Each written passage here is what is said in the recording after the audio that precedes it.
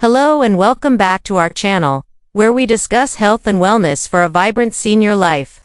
Today, we're tackling a topic that many people experience but often hesitate to talk about: the connection between stress, fatigue, and a low sex drive.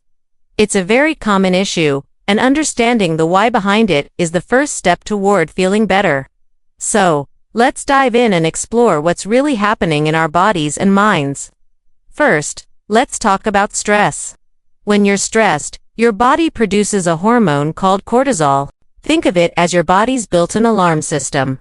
In short bursts, it's helpful, but when you're under chronic stress, whether from work, family, or health worries, cortisol levels stay high. This constant state of alert signals your body to go into survival mode. In survival mode, non-essential functions like reproduction and sex drive get pushed to the back burner. Your body is essentially saying, "We have bigger things to worry about right now." As a result, the very hormones that spark your desire get suppressed, and your libido takes a nosedive. Next up is fatigue, which is stress's close cousin. Fatigue isn't just about feeling a little sleepy. It's a deep physical and mental exhaustion. When your body is physically tired, it simply doesn't have the extra energy reserves for intimacy. Think about it. After a long, draining day, even the thought of exerting more energy can feel overwhelming. But it's not just physical. Mental exhaustion is just as powerful. When your mind is cluttered with worries or decision fatigue, it's hard to be emotionally present and available for your partner. Your emotional tank is empty, leaving little room for connection or desire. This brings us to a tricky situation I call the stressful libido cycle. It's a vicious loop that can be hard to break. It starts with stress, which lowers your sexual desire. When you have less intimacy, it can create a sense of distance or tension in your relationship. You might feel disconnected from your partner, or they might feel rejected, which can lead to misunderstandings. This relationship tension, in turn, creates even more stress. And what does more stress do? It lowers your libido even further. This cycle can spin and spin, making the problem worse over time unless you consciously decide to step in and address it. Recognizing that you're in this cycle is the first, most crucial step toward breaking free. Let's look closer at how emotional stress specifically affects attraction and mood. When you're anxious, or your mind is racing with a long to-do list, it's nearly impossible to get into a relaxed, intimate headspace.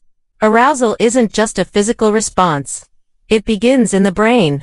If your brain is preoccupied with worries about finances, health, or family matters, it can't switch gears to focus on pleasure and connection.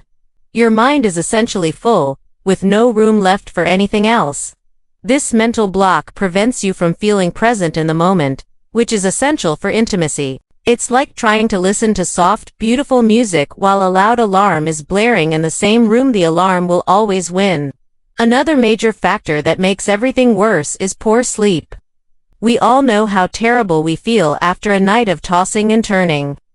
But lack of sleep does more than just make you groggy. It severely disrupts your body's hormone production. Key hormones like testosterone and estrogen, which are vital for libido in both men and women, are regulated during your sleep cycles. When you don't get enough quality sleep, your hormone levels can drop, directly impacting your sex drive. On top of that, sleep deprivation leads to low energy, increased irritability, and a shorter fuse, none of which are a recipe for romance. It's a domino effect. Poor sleep leads to fatigue and moodiness, which further fuels stress and kills desire. Now, let's consider the pressures of modern life. Even in our senior years, many of us are juggling work, family responsibilities, caregiving for others, or managing our own health. These daily pressures can completely consume our mental space. Our brains are constantly multitasking, switching from one task to the next, never truly getting a chance to turn off. This constant state of being on leaves very little room for spontaneity or intimacy. Intimacy requires a mental shift, a willingness to let go of the day's responsibilities and just be present with your partner. When your schedule is packed and your mind is always running, making that shift feels like a monumental effort. Of course, we can't talk about low libido without addressing relationship stress. Sometimes, the problem isn't external stress, but stress within the relationship itself. Unresolved conflicts, lingering resentments, or a simple lack of communication can create a huge emotional distance between partners. When you feel emotionally disconnected, it's very difficult to feel physically attracted. Intimacy thrives on a foundation of trust, emotional safety, and open communication.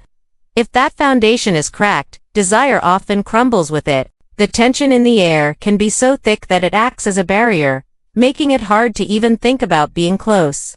So, now that we understand the problems, what can we actually do about them? Let's talk about healthy, practical ways to reduce stress. You don't need a massive life overhaul. Small, consistent actions can make a huge difference. Simple, deep breathing exercises, for instance, can calm your nervous system in minutes. Just take a few slow, deep breaths, in through your nose and out through your mouth. Meditation is another powerful tool. Even 5 minutes a day can help clear your mind.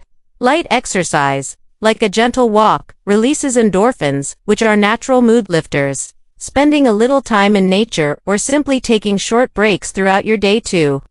Stretch and step away from your tasks can also work wonders. And a big one, try to reduce screen time, especially before bed.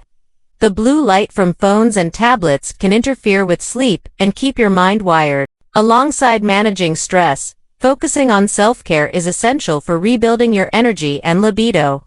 Prioritizing your well-being sends a signal to your body that it's safe to move out of survival mode. A regular sleep schedule is paramount.